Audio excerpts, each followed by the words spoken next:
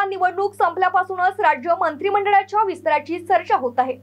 अद्याप याबाबत अधिकृत घोषणा करण्यात आलेली नाही। शिवसेना शिंदे गटाचे नेते संजय शिरसाट यांनी मंत्रिमंडळ विस्ताराबाबत एक हिंट दिली आहे। मंत्रिमंडळाच्या विस्तारावर त्यांनी अप्रत्यक्षपणे भाष्य केले। मंत्रिमंडळाच्या फॉर्म्युल्यावर चर्चा झाली नाही। आज किंवा उद्या याबाबतची घोषणा होईल अशी अपेक्षा आहे। मुख्यमंत्री एकनाथ शिंदे यांनी याबाबत गुप्तता पाळली आहे असंही संजय शिरसाट म्हणालेत। लोकसभा निवडणुकीतील पक्षाच्या कामगिरीचा आढावा घेतल्यानंतर राष्ट्रवादी काँग्रेस शरदचंद्र पवार पक्षाने सोमवारी निवडणूक आयोगाकडे एका पत्राद्वारे निवडणूक चिन्हांच्या यादीतून पिपाणी हे चिन्ह वगळण्याची मागणी केली आहे। सर्वोच्च न्यायालयात जाण्याचा इशारा देण्यात आला आहे। 18व्या लोकसभेचं पहिलं अधिवेशन सुरू झालं आहे। प्रथम सभागृहात राष्ट्रगीत गायन झालं।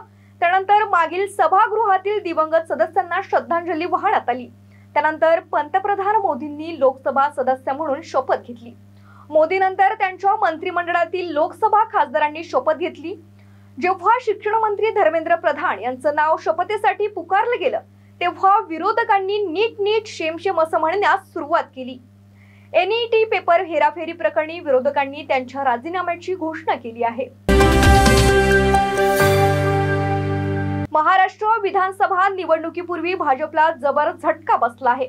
माजी केंद्रीय मंत्री सूर्यकांता पाटील यांनी भाजपच्या सदस्यत्वाचा राजीनामा देत पुन्हा एकदा शरद पवार यांच्या नेतृत्वातील राष्ट्रवादी काँग्रेसमध्ये परतण्याची तयारी केली आहे। त्यांचा आज किंवा उद्या पक्षप्रवेश करतील। लोकसभा निवडणुकीचं निकाल लागलं। मोदी 3.0 सरकारचं काम सुरू झालं आहे। लोकसभा निवडणुकीत एकत्र लढणारे महायुतीतील पक्ष आता स्वबळाची तयारी करत आहेत।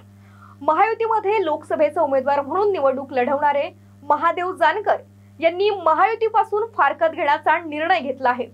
परभणी लोकसभा मतदारसंघातून महादेव जानकर यांचा पराभव झाला होता। आता त्यांचा राष्ट्रीय समाज पक्षाने विधानसभा निवडणूक स्वबळावर लढण्याचा निर्णय घेतला आहे। विधानसभेसाठी एकूण 104 जागांवर महादेव जानकर यांनी तयारी सुरू केली आहे। शंखनाथ न्यूज साठी ब्युरो रिपोर्ट।